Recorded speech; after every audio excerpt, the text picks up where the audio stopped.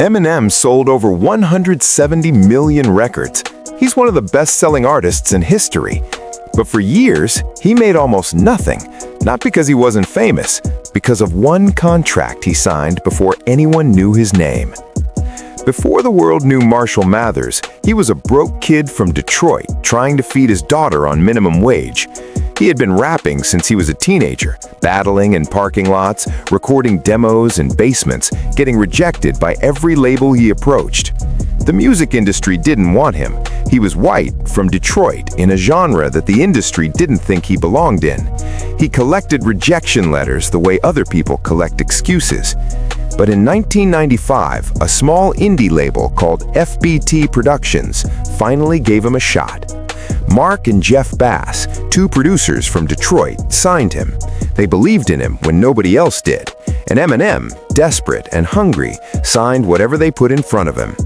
That contract would haunt him for the next decade. The FBT deal gave Eminem a standard royalty rate, which sounds fine until you understand what standard actually means in the music industry. For every album sold, artists typically receive between 12 and 18% of revenue. The label keeps everything else. But the deeper problem wasn't the percentage, it was the ownership clause. Eminem signed away the rights to his masters, the original recordings of his music. That means every time his songs were sold, streamed, licensed, or used in a film, the money went to the label first. Eminem got what was left. Then Dr. Dre enormous amount of money that wasn't going to him.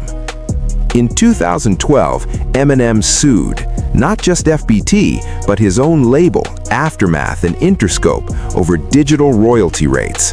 The lawsuit argued that downloads and streams should be treated as licenses, not sales, which would entitle him to a significantly higher cut.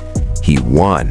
The court ruled in his favor, setting a precedent that changed how digital royalties were calculated across the entire music industry. It wasn't just a personal victory, it was a structural shift that benefited artists everywhere.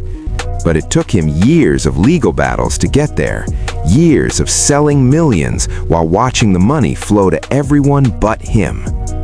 Eminem didn't just survive a bad contract, he fought it in court and changed the rules for every artist who came after him. The kid from Detroit who couldn't get a deal ended up rewriting how the industry pays its artists forever. Most rappers sign and stay silent.